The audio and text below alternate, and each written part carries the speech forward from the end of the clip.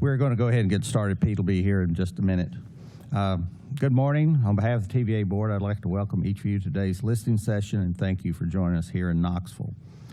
In order for us to hear from as many people as possible, I'd like to remind everyone of how the listening session will be conducted. Wilson Taylor serves as our moderator. The board does not respond directly to comments, but TVA staff will follow up on the issues raised during the session as appropriate.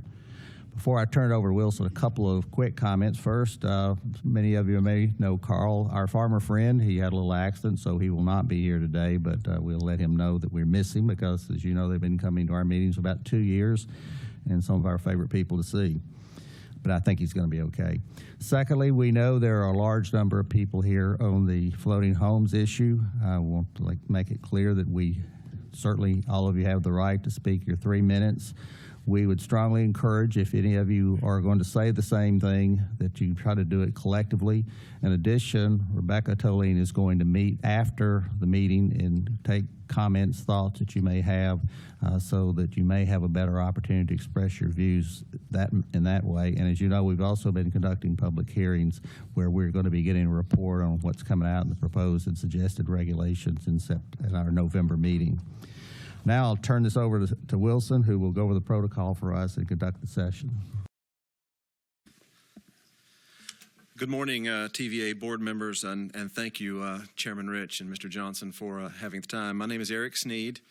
Proud to be a floating homeowner, member of the Tennessee Valley Floating Homeowners Association, as well as a founding member of Fontana Families for Floating Houses. My wife and I own a home on Fontana Lake. Beautiful time of year down there, and certainly enjoying it. We're here today just to continue supporting all of the floating homeowners that are out there on the TVA reservoirs and all the different types, forms that there are. Our homes are non-navigable floating houses, the ones that were pre-78. And so we'll continue to advocate for those folks out there who have worked hard for compliance and continue to do the right things for the lakes, the marinas, and of course for TVA. Just wanted to remind the board that all of us as floating homeowners, we all lease our spaces. Our spaces on these lakes are actually leased from our various home marinas. Mine happens to be the Alarka Dock on Fontana. These are all legitimate businesses that are operating under either TVA guidance or under the guidance of the U.S. Forest Service, as in the case of ours. Providing a lot of positive impact, obviously, economically for these lakes. And of course, they ultimately support recreation. That's what most of us are out there for. We're there to enjoy those lakes and spend time with our families. Over this past summer, we've had the opportunity on our homes to share the experience with dozens of folks who ordinarily would not have probably enjoyed the lake. We love to have events out there. We bring our kids out, our family, our friends, and we've had the opportunity this past season to help out folks during some pretty good storms down there. We keep our spot clean, we keep the lake around us clean, and we help stranded boaters. And so you think about, the impact of these houses. We're truly, unique ambassadors on these lakes. We continue to request that the board continue the positive dialogue with the TVFHA and with all of the floating homeowners on the rules and on the fee development. We've been very pleased so far with the experience that we've had. We've continued to have good meetings with the folks and really have been respectful and appreciate the respect that we've been given. We entreat that the TVA board continue to work with all of our regional, state, and national officials to find a better way to regulate these homes. Recognize the actions of our regional governments to support these communities and advance reasonable regulations. I'm a member of the Eastern Band of Cherokee Indians, and so even the EBCI has come out with a public policy stating they want to see floating houses remain on these lakes. You find that across almost every community in North Carolina and in Tennessee. So there's strong support out there amongst the people and amongst these communities to keep the homes. The final thing I would ask for is that the TVA continue the effort of these public meetings and make sure that they're widely publicized. Probably the only criticism that I have of TVA today and the effort of these meetings is that a lot of the communication efforts, I think, could have been better. They should be clearly notified on the website so that everyone has the opportunity to come and enjoy these meetings and spend time with TVA. Thank you again for your time. We appreciate you. Good morning. My name is Mark Salva. I'm a board member of the Tennessee Valley Floating Homes Alliance and a floating house owner. During the main board meeting in Paris Landing, I listened to Mr. Johnson and 6 of the 9 board members speak about floating houses. A recurring theme was how the TVA, through its actions or inactions, is culpable in the current situation. There was also mention of mitigation of our losses that by TVA estimates will exceed $100 million when fully realized. What plans are in place to compensate us for the losses that a majority of the board have accepted on the record as at least partially the fault of the TVA? Mr. Johnson stated that lax enforcement does not create permanent right. That's correct. But lax enforcement, along with direct statements by TVA representatives, may create financial liability. Due to this policy action by the TVA, banks have stopped lending for floating house purchases. Consider what would happen to your own house if banks stopped, if you limited it to cash buyers only. The effect is a considerable and immediate damage to the value of your asset. At least 2 of the board members also sit on boards for banking institutions. Are your banks writing loans for floating houses? Why not? The TVA used the term perpetuity. It was a new term. I hadn't seen it in the EIS. Maybe it's there. I agree that the TVA cannot grant perpetuity. That's common sense. The irony is the only reason we were discussing perpetuity is that it was one of the primary options being discussed on the EIS. On what earth do you offer something in as a solution that's not something that you can legally give? A proper option would have been renewable permit process where every floating house would, after meeting established standards, be granted a limited duration permit. When that expires, the floating house would be re-inspected to ensure that it's still in compliance, and another permit would be issued. This approach would address the perpetuity concern and ensure that all structures are achieving agreed upon standards. It would also mitigate the losses as banks would likely get back into the floating lending business. The last item I'd like to bring up is my concern regarding having TVA staff work toward some acceptable conclusion. I have no issue with reasonable standards, and I've attended meetings where standards have been discussed. What has not occurred, however, are any discussions around eliminating the removal requirement. No one in attendance from TVA has had any authority to even consider changes to this. No one in attendance from TVA has been able to articulate a process where we could bring this proposal up for consideration. That being the case, I personally don't feel that the current negotiations are being in good faith. Leaving script a bit, I understand that we're meeting with Ms. Tolene later. That's a start. What is the process for getting our recommendations heard? In closing, the TVA has admitted on the record at least some level of culpability. We have suffered immediate and continued financial damages. One of the 2 EIS options under consideration was not something that TVA had even the right to pass. TVA decision makers have not met with public, discussed potential options. Thank you for your time. I look forward to seeing you at the November 10th meeting in Georgia. We're not going away. Chairman Ritch, members of the board, President Johnson. Good morning. My name is Mike Wilkes. I'm president of the Tennessee Valley Floating Home Alliance. On behalf of the TVFHA, I would like to thank the board for their attention and consideration in the May board meeting. It was obvious that the floating home issue was a much debated item both in the meeting and in your working sessions. Since the May meeting, your instructions to the TVA staff to seek comments from stakeholders regarding the regulations and fees has opened greater dialogue. I do want to commend James Adams and Woody Farrell for listening and engaging in many conversations relating to the proposed rules, and we look forward to more of these sessions. We've broached the subjects of reasonable fees, sustainable safety requirements regarding electricity, and the role in which the TVFHA and the TVA can partner in stewardship in the region. We've proposed 3 different rate options which would, in our estimation, compensate TVA for its expenses.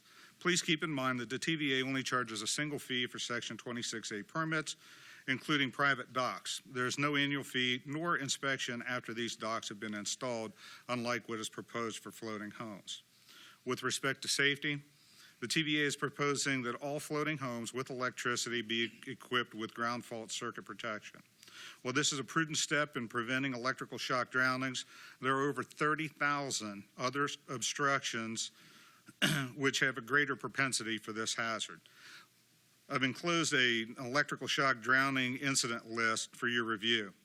This notes a number of quote-unquote private docks which have caused death or near-death incidents. We ask that when the rulemaking process is complete, that there be no discrimination in this area with respect to floating homes and private docks. Lastly, the TVFHA was formed in March of 2016 in response to the TVA's final environmental impact study. And some of these assumptions and data set forth in it, which we believe to be inaccurate or at best incomplete. You've noted that we as a group are professional and respectful in our presentation. We have endeavored to present to you a more balanced and complete and accurate record of information for your decision-making process. We are a group of dedicated to the proper and sustainable regulation and reasonable registration, all devoted towards stewardship and providing access to the public. This organization will continue to grow and be a voice for the floating home, marina, and houseboat owners adversely impacted by the floating home policy.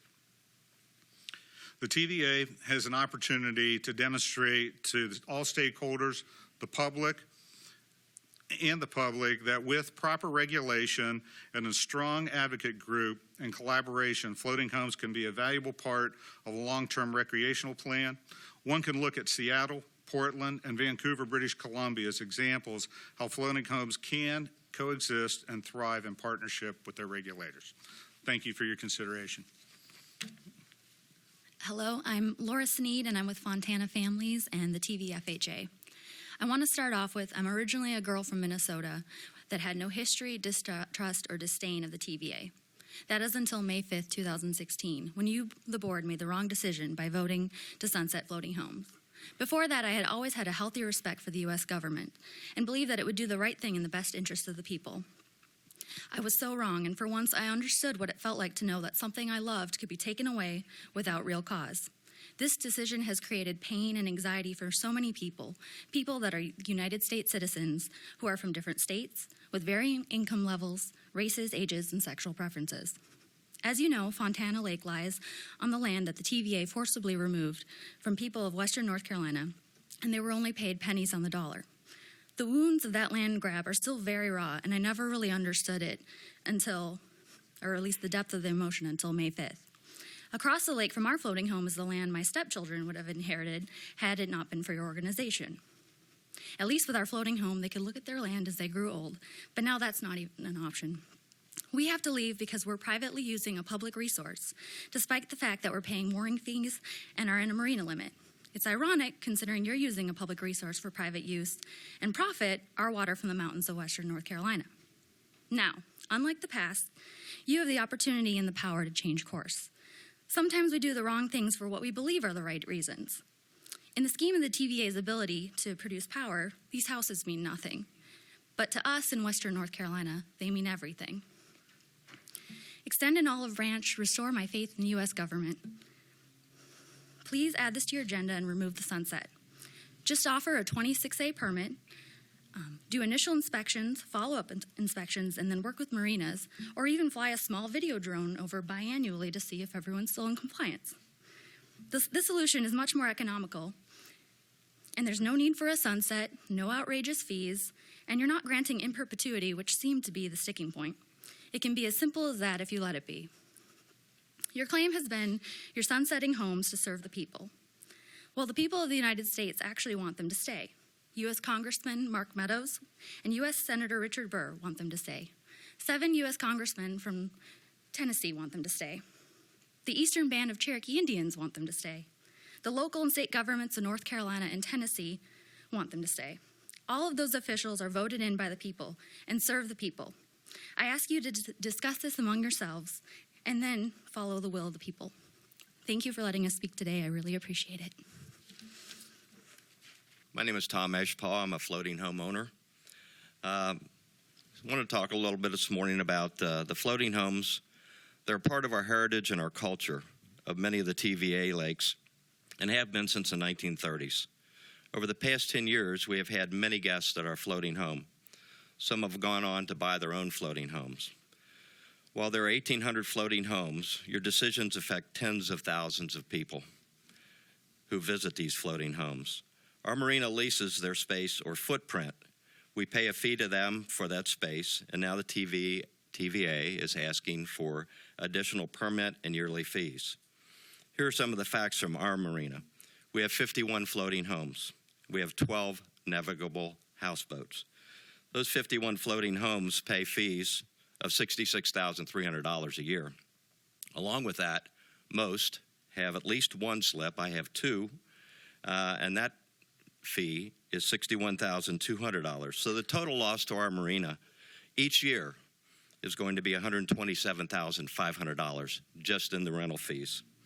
The larger picture, based on 1,800 floating homes, based on my marina, which may not be 100%, but you'll get the picture, 1,800 floating home fees results in $2,340,000 of lost revenue.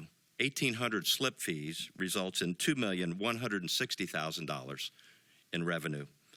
$4.5 million per year loss of revenue to the marinas. I don't know how they can survive without that.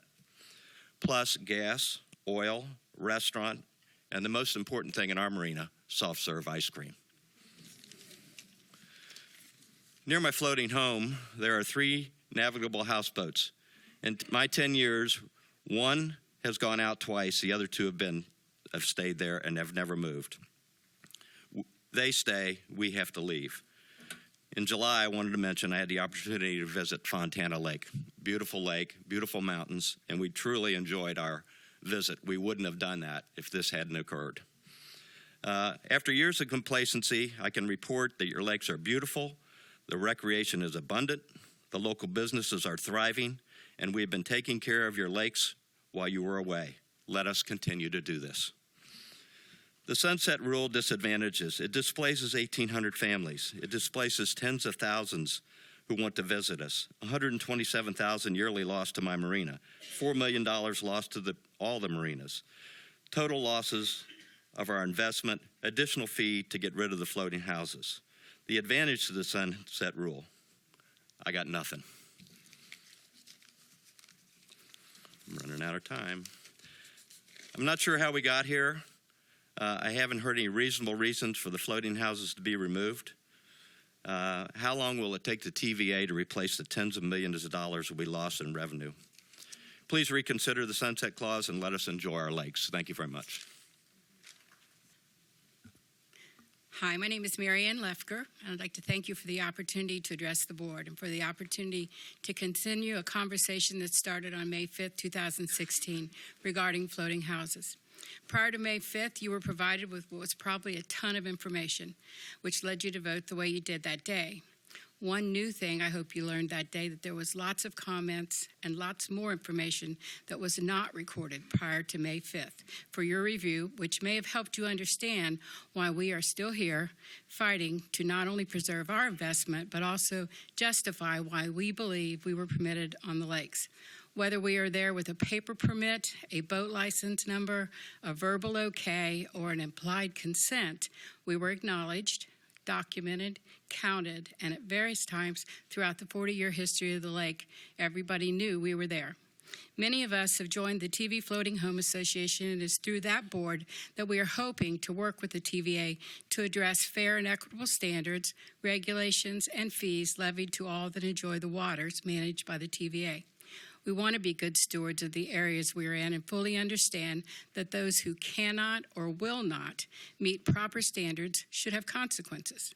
Within a very short amount of time, we have been able to not only assess our devastating financial loss, but also the estimated, documented, long-term economic devastation of the loss of recreational dollars to many of the regions surrounding the TVA lakes, to the local, regional, and states who are also struggling to understand the sunset of the floating houses being part of the board's vote. As we heard from a board member at the meeting on May 5th, this is a mess.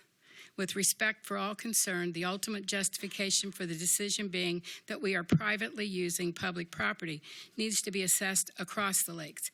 Every single floating house, factory houseboat, watercraft, dock, and marina established in any location on any square foot on the TVA managed waters is privately using public property. The long-term effect is to pick winners and losers.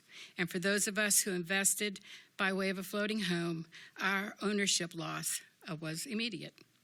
I serve on several boards and fully understand the responsibility you have on your shoulders.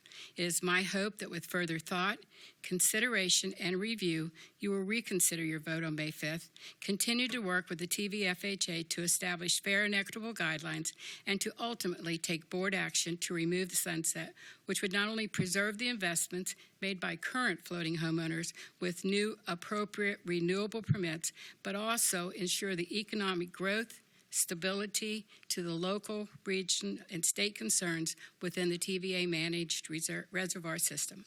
Thank you. Good morning. My name is Debbie Samples, excuse me, and my husband and I own 2 marinas on Norris Lake, Whitman Hollow Marina and Indian River Marina. Pardon me, I have allergies and they're really bad this morning. I'm also a board member of the Tennessee Floating Home Alliance. We understand that TVA has a business to run, and business decisions have to be made for the greater good. We do understand that. These business decisions sometimes require compromise on our part that affect us in very personal ways. Take Maddie Randolph, for instance, in Campbell County. But this also means that TVA should take great care to make decisions that are no more invasive to our way of life than is absolutely necessary to achieve the greater good. And the greater good here is twofold. First, you have to make sure that the floating homes don't continue on or to proliferate indefinitely, because that could create a potential risk to navigation and a potential encroachment on others' enjoyment of the reservoirs. Second, floating homes which already exist must be maintained in such a way to meet proper standards. But let's be honest here.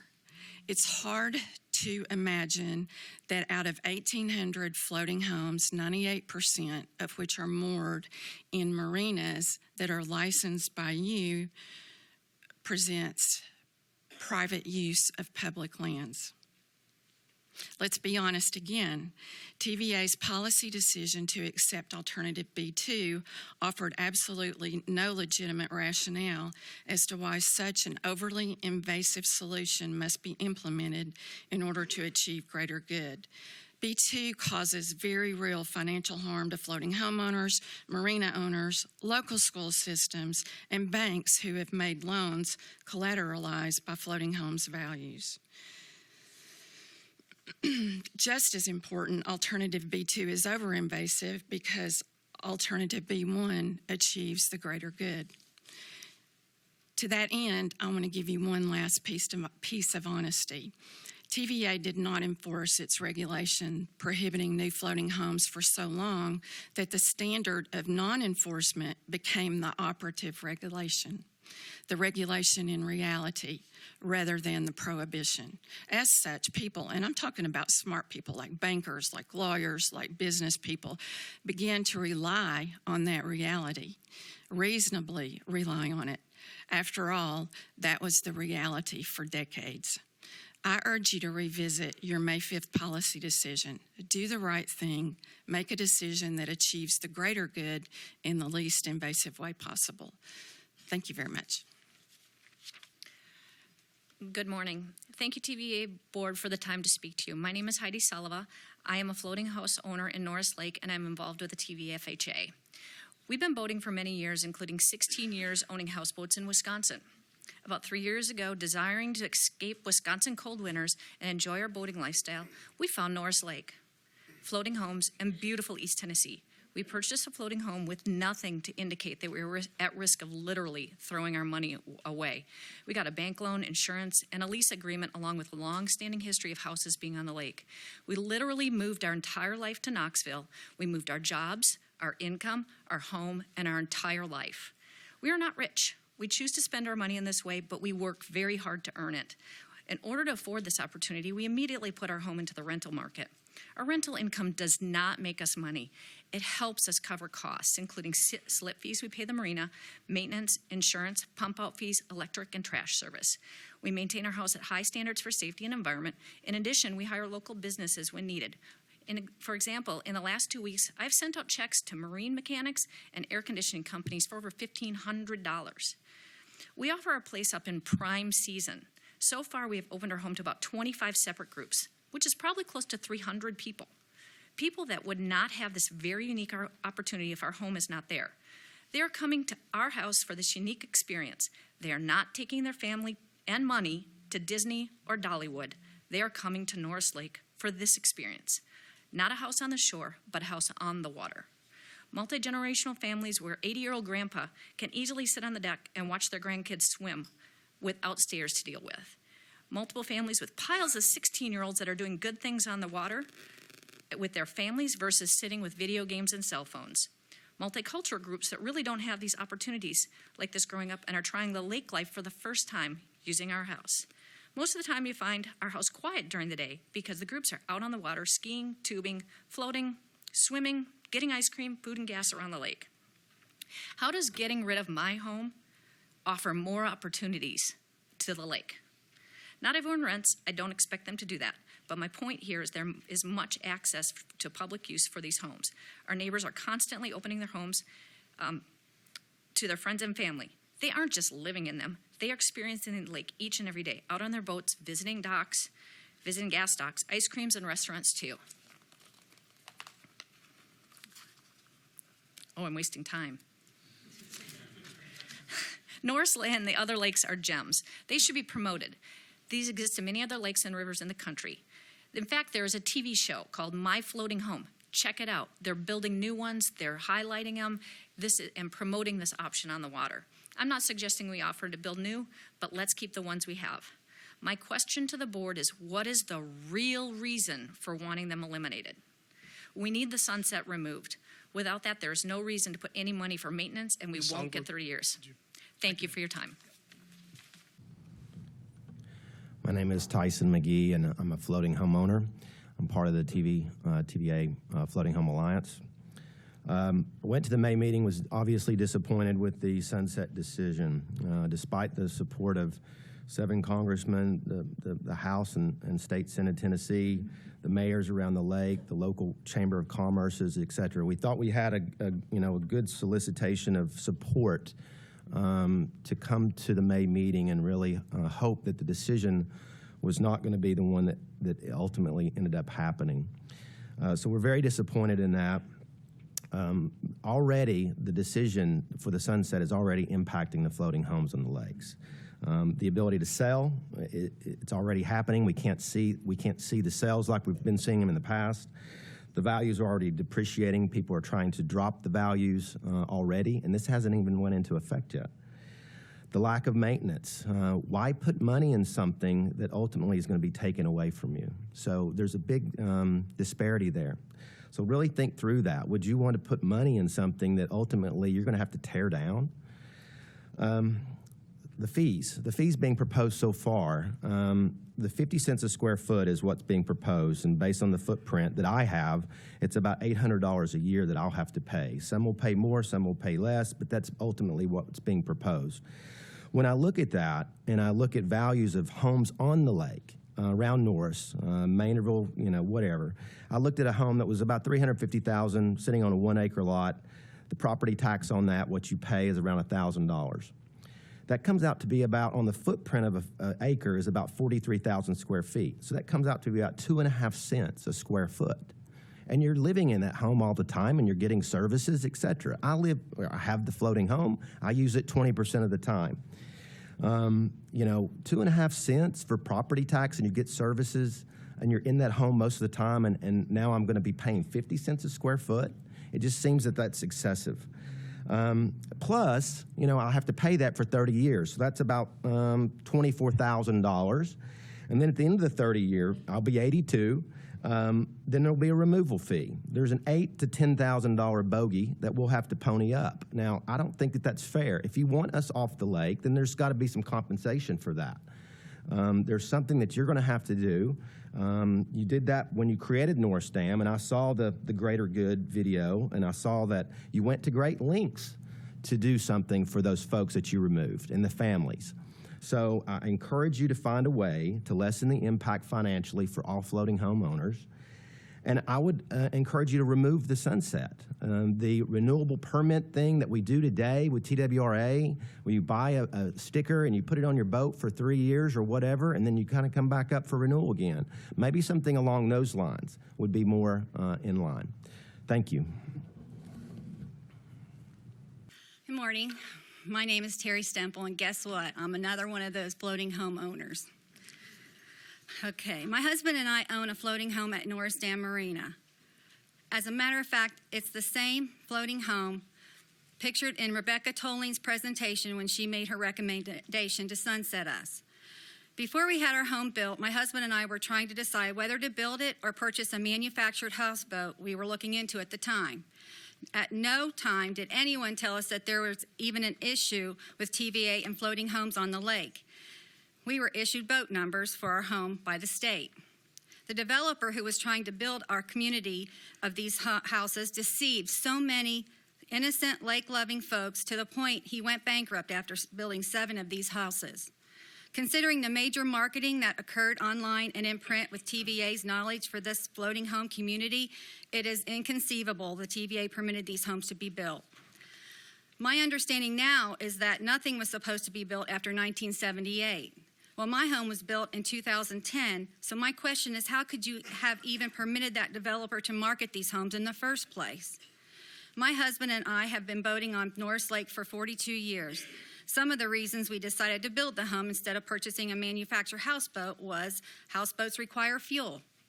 They have holding tanks for waste, they require much maintenance, and they depreciate as soon as it's purchased. Our home doesn't pollute with fuel, has a land-based sewer system with no holding tank, doesn't require much maintenance, and it might have accumulated some equity through the years. And it was appreciating until you all destroyed that the day you voted for the sunset. You say we pollute the lake, and our group disproved that with a study that was done at our expense. You say we interrupt navigation when 98% of us are paying a monthly mooring fee in a marina harbor, yet there are thousands of privately owned docks, often 2 stories high, on open water, who even post no wake signs surrounding their docks. They do not pay anything except a one-time building fee. You say we are private property on public land when every single houseboat, private dock from land-based houses, ski and fishing boats, even canoes and kayaks are all privately owned. How then can you justify singling out floating homes for removal from the lakes?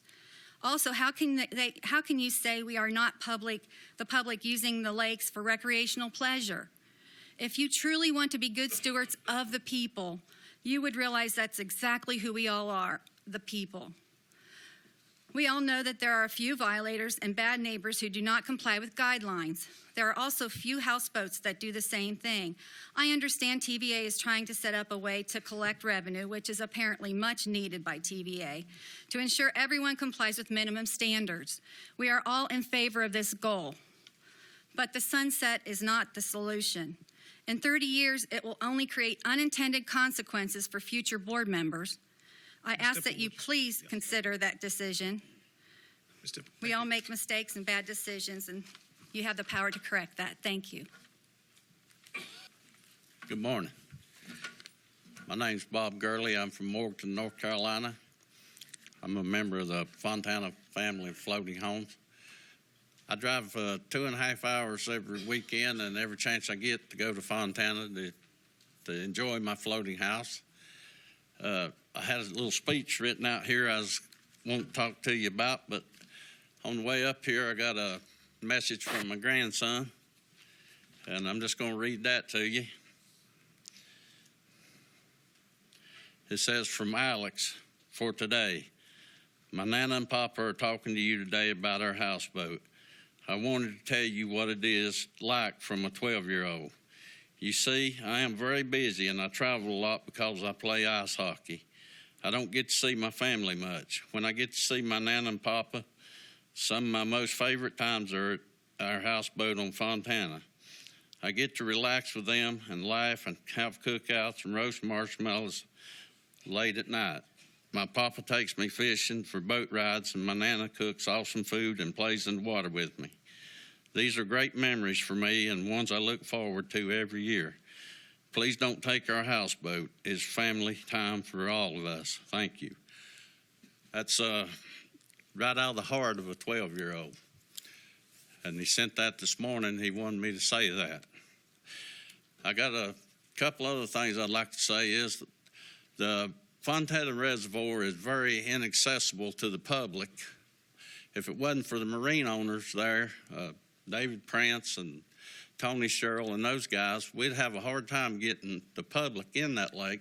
There's a couple of ramps there that are very steep. It's very hard to get in. And I just want the marina owners to know that we really appreciate them helping us. David Prince particularly, he works year-round, even in wintertime, so fishermen can put in and keep the lake accessible to us. I don't know if we heard rumors you guys were going to try to build some new ramps, but everywhere I look, it's very steep terrain around there. It's probably going to be very expensive to build those ramps. So I'd like to ask you, on behalf of my grandkids and my family and everybody else, to reconsider the sunset period and be reasonable with your fees. Thank you. That was my grandson, too.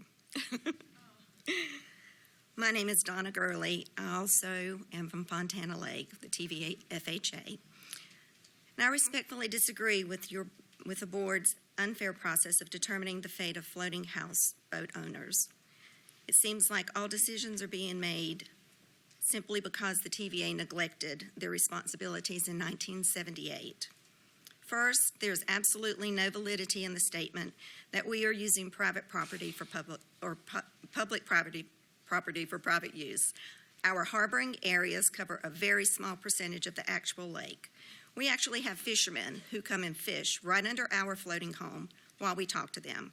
We see families boating and pulling tubes with their children while we watch. This is truly a recreational lake for all to enjoy. In fact, more people are able to enjoy the lake now as opposed to the time when the floating houses are removed and homeowners begin building their large docks on the water. That will prohibit the public use to their private property. We strongly disagree with the 30-year sunset period. How can we be encouraged to keep our houseboats and floating homes in good condition when we know in 30 years our property is going to be destroyed? It is unconscionable for the TVA to impose such a ruling as to take property from hardworking, family-oriented people who have sometimes enjoyed their floating homes for generations. We oppose the fees that are currently being discussed. We already pay harboring fees, pump-out fees, and county taxes for the opportunity to moor our houseboats. We have marina owners who work very hard to make sure that our floating homes are secure and safe. What services will the TVA be providing after assessing such high fees of 50 cents per square foot of water space? What is the justification for these fees? You cannot assess an arbitrary fee without services assigned. We all have personal stories of our lake life. My husband just gave one from our grandson. Another is in 2012, at the age of 5, our other grandson was severely burned over 59% of his body, airlifted to a burn center where he remained for 63 days, much of that time in serious condition. Dallas has undergone 27 surgeries, and the doctors told him years ago to find his happy place, the place where he would go in his mind while he endured numerous painful procedures. His reply to that was Nana and Papa's houseboat on Fontana Lake. Prince Boat Dock and Fontana Friends have gathered together several times and put together benefits for all of us, for Dallas to help with hospital and medical costs. Friends at the lake become family when these memories are shared. Floating homeowners are not being selfish. We're not being inconsiderate in demanding fairness. We have invested time and money in our floating homes. We are good stewards. We are families enjoying time together with friends and making lasting memories. And yes, I truly believe we deserve to remain on the lake. Thank you. Good morning. My name is Randy Johnson, and I appreciate the opportunity to speak with you. I, too, am a floating home owner, not only one, but two. We have one for our family that we use, my wife and I, our 8 children, and our 13 grandchildren. We bought a second one so other people could enjoy the lake. We rent it strictly to the public for that purpose, so that people can come that can't afford to buy one can come and use the lake. That's the gist of what I want to tell you today. I've got a whole lot of things I could tell you and talk to you about that you've heard already 10 times today, 20 times today. And the fact that we do have the time with Ms. Tolene later today, I'm going to yield my time and spend that time talking with her. Okay? Thank you. Good morning, TVA board members and Mr. Johnson, President Johnson. My name's Gary Farwick. My wife and I are owners of Flat Hollow Marina and Resort on Norris Lake. We're a full-service marina with approximately 250 slips and mooring customers. 60 of those are floating houses, and I might add that 20 of those floating houses are rentals which provide additional public access to the lake. I attended and spoke at the Paris Landing meeting. I supported the B2 alternative with no sunset, and I still do.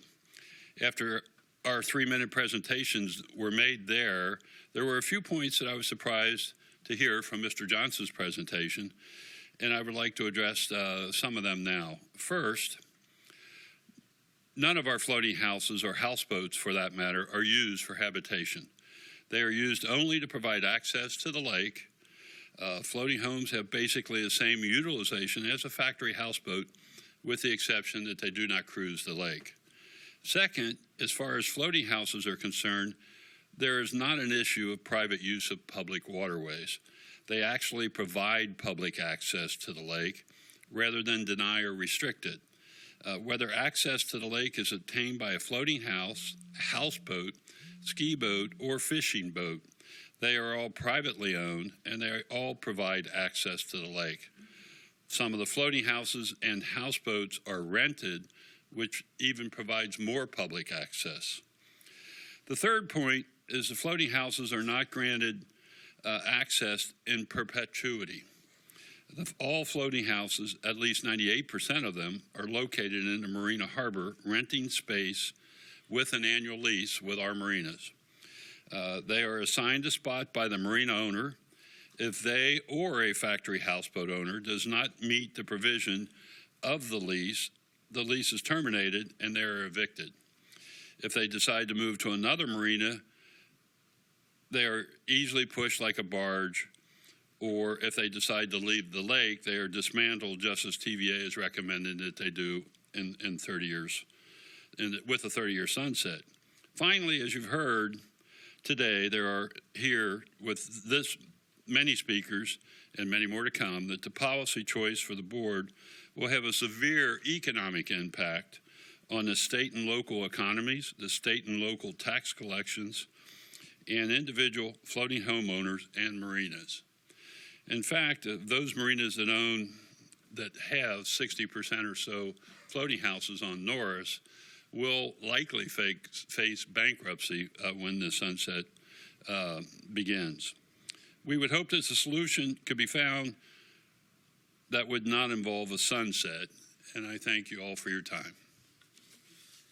Thank you. Mr. Chairman, turn it back over to you. Yes, sir. For the benefit of everybody who's been talking about floating houses, for the benefit of everybody who's been talking about floating houses, I'm curious if y'all have an idea about what you think a reasonable inspection fee is. Now, I voted against the resolution at the last meeting because I objected to the sunset provision, but I certainly encourage our monitoring it and making sure that any floating homes are kept up to standards. But I'm hearing a lot of comment about excessive fees or reasonable fees. I don't think we've set any yet. So I'm just kind of curious as y'all go forward about what you regard the group as a reasonable fee, because we have to pay an employee to go out and inspect the place. And I know I'm catching you flat-footed, but as these people come up and speak to us, I think that's something that would be helpful to our staff and to the board.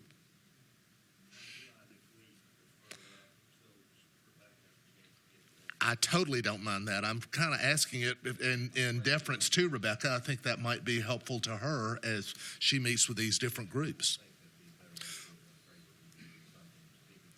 I don't know the answer That's to right. it, so let's defer that. But thank you for your question, Mike. So, okay, thank you. When are we going to take our break? We have after Mr. Troll, Okay. unless you keep asking questions, and we're going to go further. My name is Terry Troll. Going back to the houseboat, floating houseboats. I've been a houseboat owner since 1972. My family and I, we go out there on a regular basis to enjoy. I've worked all my life, 45 years at one place. Looking forward to enjoy the rest of my life going back and forward to the lake. This is not only about money. This is about family. This is about how we communicate amongst each other. Family and friends go to get away. It's a stress reliever. It's a rehab place. If you've got issues, go to the lake and enjoy it one night. You'll see that it is a rehab place. What I've heard is you're concentrating more on green, clean, and safe. I think we can make all lakes green, clean, and safe just by implementing the rules, the strict rules.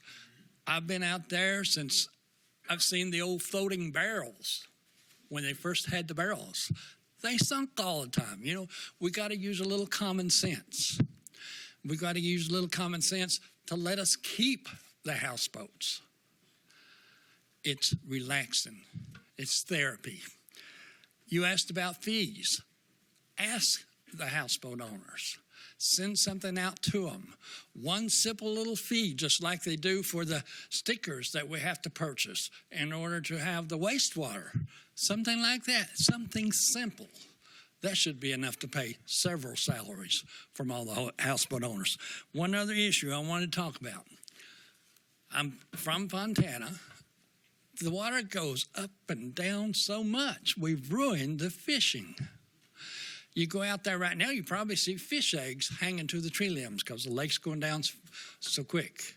Why can't we leave that water up a little longer? I could enjoy it a little longer. My family could enjoy it a little longer. I want to see my grandsons, granddaughters. I want to see them to have the same life that I have had.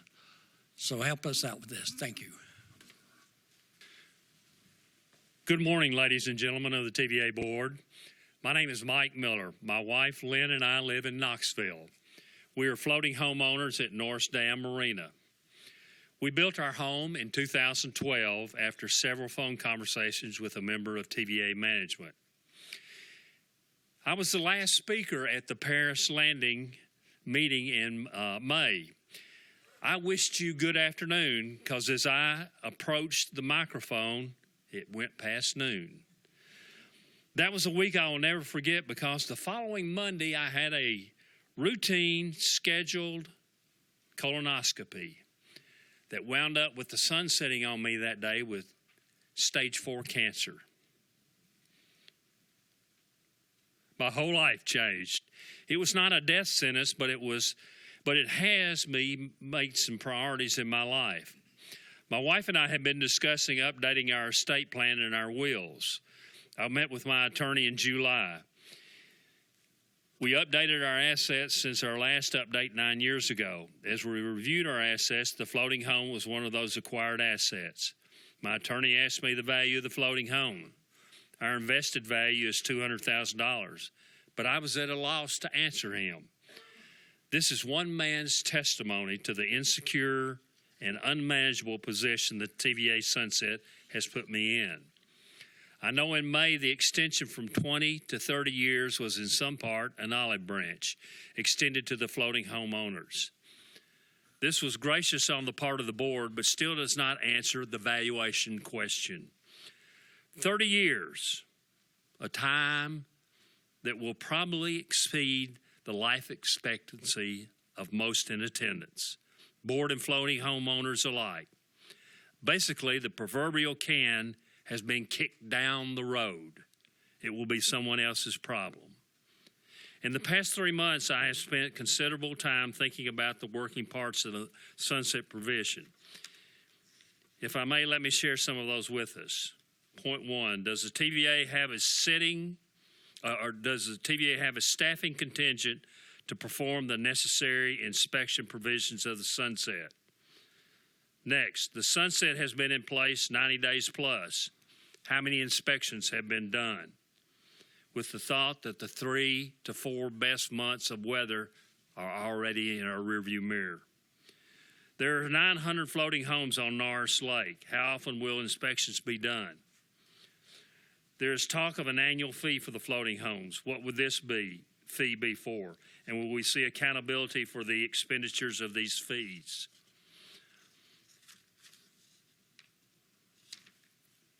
Using up my time here. Let me just go ahead and conclude here. I had a couple of other points, and I left a copy with the gentleman here. The sunset can cause many unintended consequences. Please send this back to the staff and look at the outcomes and reconsider the sunset decision. Thank you. Thank you. Chairman Ritch, Mr. Johnson, Board, I'm a Yale Morton, Campbell County Mayor. It was good to have met with you, most of you, at Norris Dam to celebrate the 80th anniversary, and I'll be the first to say today, thank you for my electricity. So you do a really good job with that. I certainly have plenty of at least part-time residents here talking about floating homes today. I continue to advocate those as a resource to host folks in our local economy, whether it's for 30 years or beyond. We do ask for help in assessing the quality of the product out there and keeping it at a high level of quality. I want to talk to you a little bit about the Office of Surface Mining petition for lands unsuitable for mining that impacts a great deal of Campbell County. TVA is the largest mineral rights holder, I think, in Campbell County. If, as the industry kind of suspects that petition is going to be approved, we're going to have some private property owners holding mineral rights there. As our regional federal agency for economic development and energy security, I would ask TVA to consider taking on ownership of those privately held rights. You pay in lieu of taxes, and of course that would accompany that. But with business owners out there now, the only way to extract any coal from under that land would be about a 1/3 harvest. So the business model is pretty much gone. You can auger from the sides, but leave 2/3 of the product to hold the mountaintop up. So I just want to put that out there to ask your staff to look at the possibility of that, as you own most of the mineral rights already. I continue to endorse placing the capacitor bank that's proposed for Herschel Collins Industrial Park in Caryville inside the city-owned parcel to make sure that we have reliable power across our region all the way from Norris Dam to McCreary County, Kentucky. And I have an invitation for you tomorrow at 10 a.m. just north of where we met at the dam. Telos Corporation has come into the former A&S Steel building, and we're going to announce the first 40 of 200 jobs, advanced manufacturing, German automotive, in Campbell County to replace the 164 jobs that we lost there that I talked with you about a couple years ago. So thank you for your support, your continued support of our region and Campbell County. Good morning, Mr. Johnson, members of the board. My name is Marian Garlits. I'm a floating house member and member of the TVFHA. On May 5th, this board voted on a 30-year sunset for floating houses. Some of the reasons stated by members of the board were perpetual ownership and private use of a public resource. What is your definition of private use of a public resource? Does private use of a public resource only apply to floating houses? I'm going to focus on Norris Lake. Landowners have private docks all around the lake. Some docks are 2 stories high, some have enclosures, and some have electric. They protrude out into the lake, and in the creeks and channels, they make navigation difficult, especially as the water levels recede. The TVA provides the permit for these private docks. This private use has been deemed acceptable. Isn't that private use of a public resource? Marinas provide docks where individuals rent slips for pontoons, runabouts, and cruisers. Renting a slip for private use has been deemed acceptable. Isn't that private use of a public resource? Marinas also provide buoy lines or mooring lines to houseboat owners. Renting a space on a buoy line for private use by a houseboat has been deemed acceptable. Isn't that private use of a public resource? Floating houses are moored on the same buoy lines and pay the same rent as houseboats. Floating houses pay rent for use of their space within the marina, just like someone that rents a slip for their boat. Floating houses are located within marina limits, therefore not obstructing navigation like private docks. Somehow it is acceptable to own a private dock, rent a private slip at the marina, and to moor a privately owned houseboat on a buoy line. But when a floating house rents a space within marina limits, we are singled out as the only ones privately using a public resource. I rent our floating house to the public. Last year, 86 people, not including my friends and family, used our floating house as a place to stay while visiting Norris Lake. Isn't that providing access to the public? There are at least 50 floating houses for rent at Norris Lake. If each floating house rental brought 80 visitors to the lake, that is providing public access to 4,000 visitors a year. With a 30-year sunset, there will be fewer places to stay. By eliminating the floating houses, the TVA is reducing public access to the lake, not increasing public access. I'm not opposed to regulations. Why doesn't the TVA try regulating the floating houses, and if the floating houses are compliant, provide a renewable permit? If they do not follow the rules that must be enforced by the TVA, then the TVA should remove non-compliant houses from the lakes. Floating house owners are some of the best stewards of the lake. We pick up trash. We care about the cleanliness of the water. We care about the wildlife, and we keep an eye on the other boaters. We spend time at the lake because we care. We are here today because we care. If you get rid of the floating houses, you lose a lot more than the structures you are focusing on. Thank you. President Johnson, Chairman Ritch, members of the board, good morning. My name is Van Hillary, representing Floating Home Association, or Alliance, I should say. We met about 3 months ago, and we had this similar dialogue. Our goal was to have as many 3-minute, respectful, informative little speeches and presentations that we could. And based on the amount of notes y'all took in the last meeting, I believe we were presenting some things that maybe you had not been privy to before, and I hope to continue that here, and I hope we have continued that here today. Maybe because of that dialogue, I don't know, maybe you were going to do it anyway, you sort of directed or indicated to your staff that you wanted them to work with us in a meaningful way in the ensuing 3 months, and they have done so, and I thank them and you for that. Woody and James have been mentioned earlier, and I would commend them again for their efforts. It's been a positive dialogue backwards and forth, and I believe because of that, we've been making very real progress toward resolution on all the issues such as any threat to navigation, any environmental issues from wastewater disposal or improper disposal thereof, on real safety issues with regard to electrical wiring and such. I think we're moving toward resolution in a good way there.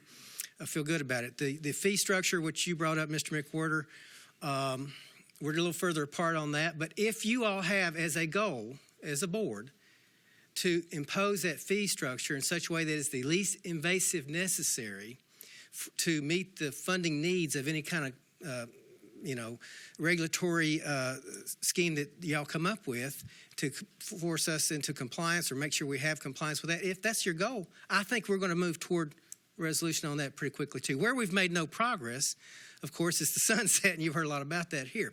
We appreciated y'all moving it from 20 to 30, but one of the things I want to drive home in the very short time I have here is that if any of you think that has really fully mitigated the very real financial harm to these folks, local school systems, local governments, marina owners, floating homeowners, it hasn't come close.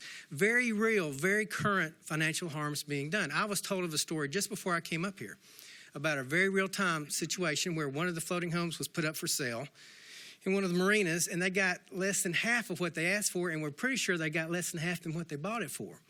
It's a very real situation. It's not rich people. There's some wealthy people that have floating homes. By and large, they're just regular folks, retired couples, that live in the dream. They bought their home on the lake, literally on the lake, and they put a healthy chunk of their savings into it. And now they can't get that money out if they've got to go fund assisted living or whatever. All I would ask you to do is take a very real look at that policy you put in and see it. Does that really solve the problem in the least invasive way? There are other available means to do that, it seems to me. And whether it's renewable permits with ongoing compliance inspections, whatever it is. But I would just ask that you've compromised a little bit on all these other things. Could you come off the absolutist stand on this just a little bit to get to a much less invasive solution that reaches the greater good? Thank you. Good morning. Still in morning, right? Okay, good. Good morning. My name is Graham Hale. I work for Congressman Mark Meadows from North Carolina. I think you've already heard from one of our constituents, Mrs. Snead, so eloquently put it. We are opposed to the 30-year sunset on floating homes. I won't go into it too much more. I think you've already received a couple letters from us spelling out some of our concerns, and you've already heard from so many folks here. But one thing I will say is that 30 years is a long time from now, but our constituents are feeling the effects today. So that's why my boss is so serious about finding a resolution to this issue. As a matter of fact, he would have been here today if not for a scheduling conflict. So I just wanted to leave that with you guys. Thank you for allowing me the opportunity. I'll just end it there. But before I do, I just wanted to say a word about your legislative team in Washington. They're fantastic.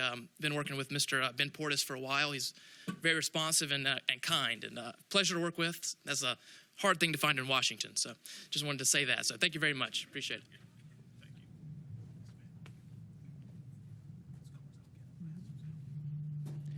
Good morning. I am Sophia Paulus, and I am the Economic Development Director for Graham County, which is the southern shore of Fontana Lake. Originally, I came here to talk about floating homes, but now I am here, compliments of Bob Girly and his lovely wife, to talk about public policy, public relations, and due diligence. You've heard way more than I could possibly come up with to say about the floating homes issue. Clearly, in Graham County, we are against the sunset because just the talk of it is already having an effect on our property tax revenue. Our budget as a county annually is only $6 million. The floating houses on Fontana Lake generated $38,162 in property tax. That doesn't include sales tax from gas to boat, the marinas, any of that. Okay, so this is already having an impact on us. As far as public relations go, the reason I thank Bob Girly and his wife is because the first time I heard about this meeting was 36 hours ago from them. No one on my Board of Commissioners was informed about this meeting, nor any other public comment meeting held prior to. No one in my county government was informed of any of these meetings, and we were alerted to it by the public. The reason this lends to the notion of due diligence is because we're the ones with all the records. We're the ones that know what kind of economic impact this is going to have. We're the ones that know how this is going to affect you and how many people are going to show up to talk to you as a result. We are the line between you and them. And not contacting us, I think, has been detrimental to all of us. From a public relations perspective, that is the lowest cost, high return investment you can make. And in Western North Carolina, the notion of private use of a public resource does not float well with us. The reason is because you guys use water from North Carolina to make an exorbitant amount of profits, and we see nothing from it. The point of sale of your product does not get taxed in North Carolina because it's made somewhere else. There are no programs that I'm aware of. Now, mind you, I'm new. I just moved from DC. But there's been nothing in my research to show what benefits you guys are providing to Western North Carolina, and therefore it's not apparent enough for me to have found it. So I invite you to contact me. I invite you to work on public relations issues with me and my office. And I've given our generous moderator my cards, and you can feel free to contact me anytime directly. Thank you.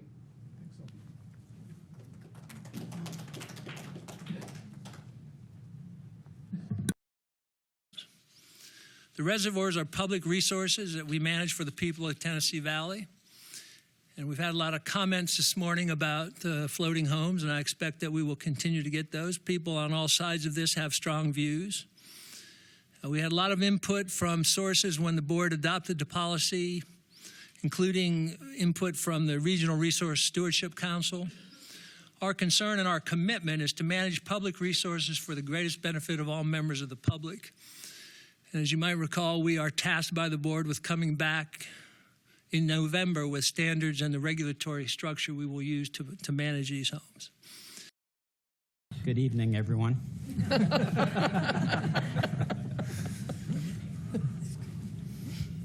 Well, more than I thought. I'd actually like to add my thoughts to Bill's comments on the floating homes issue. I think Joe's comment that floating homes would not be on the agenda created some space in the room, but I'm confident that the online audience has gone up. I'd like to thank all those who came back to speak to us about this issue, and especially to Mr. Miller. And I know I speak for everyone that's here when I say I'm very sorry to have learned of his medical diagnosis. And now I'll also say what I think everyone who was here to talk to us about floating homes was thinking, but was too polite to say, and that is that our decision sucks for them. I'm the board member who said that it's our obligation to help mitigate losses, but I want to be clear as to what I meant by that. I meant that I think we have a moral obligation, not a legal obligation. This board spent an enormous amount of time examining and evaluating the issues and the constituencies that would be affected by any decision made. And if I've learned anything over the past year on this board, anything about TVA's mission and stakeholder interests, it's that our actions will neither please all of the people some of the time, nor some of the people all of the time. I don't even think about all of the people all of the time. As a result of our evaluation, we extended the sunset period from 20 to 30 years. As I think everyone knows, this was not a unanimous decision. We had 2 directors who voted against. But the decision does reflect the board as an entity and what we believe is the right thing for the reservoirs we are responsible for, the Valley region, and all of its people. We voted, and now we're going to implement this policy. Failure to do so is kicking the proverbial can down the road. This board picked it up. Many floating homeowners sent emails or stood in front of us and asked why we don't just grandfather the existing floating homes and not allow new ones. The problem with that is that it has an inherent conflict. This is either a right for all or a right for none, but cannot be a right for some. So the sunset period isn't up for discussion, but if floating homeowners want to discuss fees, standards, and regulations, I encourage them to attend the meetings TVA is conducting to address these concerns. We can either work together and towards mitigation or in opposition. I think together is the best path forward, and I hope that's the path that everyone chooses. Thank you.